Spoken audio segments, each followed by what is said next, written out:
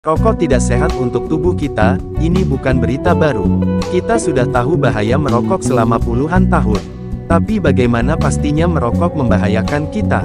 Mari kita lihat apa yang terjadi ketika bahan rokok masuk ke tubuh kita, dan apa keuntungannya secara fisik ketika kita berhenti merokok. Setiap kali menghisapnya, rokok membawa lebih dari 5.000 zat kimia yang bersentuhan dengan jaringan tubuh. Mulai dari tar, suatu bahan resin, berwarna hitam mulai melapisi gigi dan gusi, merusak enamel gigi, dan akhirnya mengakibatkan pembusukan. Seiring waktu, merokok juga merusak ujung saraf pada hidung, mengakibatkan hilangnya indera penciuman. Dalam saluran napas dan paru-paru, merokok meningkatkan kemungkinan infeksi, juga penyakit kronis seperti bronkitis dan emfisema. Caranya dengan merusak silia, struktur seperti rambut halus, yang bertugas menjaga kebersihan saluran napas. Kemudian asap rokok memenuhi alveoli, kantong udara kecil yang memungkinkan pertukaran oksigen dan karbon dioksida antara paru-paru dan darah. Gas beracun yang disebut karbon monoksida melewati membran masuk ke darah, mengikat hemoglobin dan menggantikan oksigen yang biasanya diangkut ke seluruh tubuh.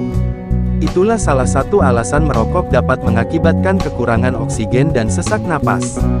Dalam waktu sekitar 10 detik, aliran darah membawa stimulan yang disebut nikotin ke otak, yang memicu pelepasan dopamin dan neurotransmitter lainnya termasuk endorfin, yang memberikan sensasi kesenangan yang membuat merokok sangat adiktif.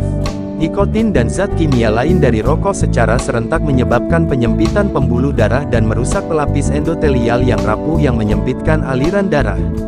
Efek vaskular ini menyebabkan penebalan dinding pembuluh darah dan meningkatkan kelengketan trombosit, yang meningkatkan kemungkinan pembentukan jendalan dan memicu serangan jantung dan stroke. Banyak zat kimia dalam rokok dapat memicu mutasi berbahaya dalam DNA tubuh yang menyebabkan kanker. Selain itu, bahan-bahan seperti arsenik dan nikel dapat mengganggu proses perbaikan DNA, sehingga mengorbankan kemampuan tubuh untuk melawan kanker. Sekitar 1 dari setiap 3 kematian akibat kanker di Amerika Serikat disebabkan karena merokok. Dan ini tidak hanya kanker paru-paru. Merokok dapat menyebabkan kanker di berbagai jaringan dan organ, dan juga merusak penglihatan dan melemahkan tulang. Merokok juga membuat wanita lebih sulit hamil, dan untuk pria, merokok dapat menyebabkan disfungsi ereksi.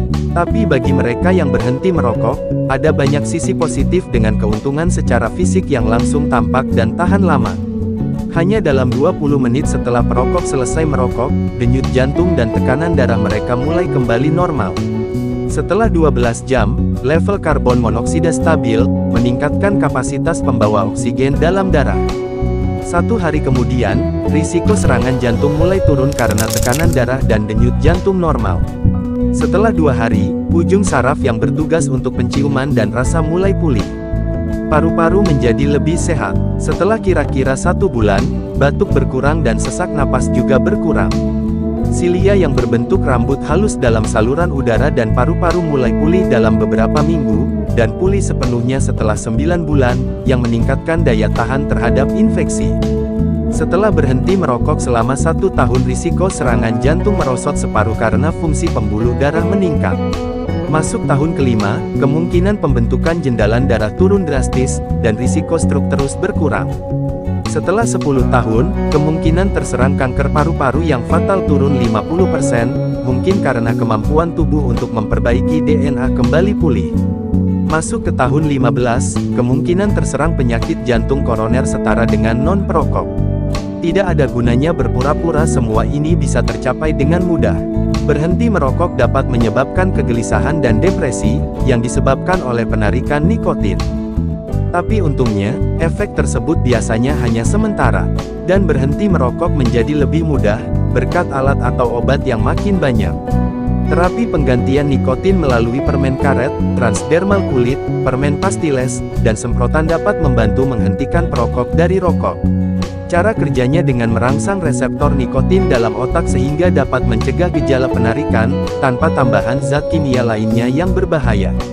Konseling dan kelompok pendukung, terapi kognitif dan perilaku, dan olahraga yang cukup juga membantu perokok tetap bebas rokok. Itu adalah kabar baik, karena dengan berhenti merokok, kamu dan tubuhmu menjadi sehat kembali.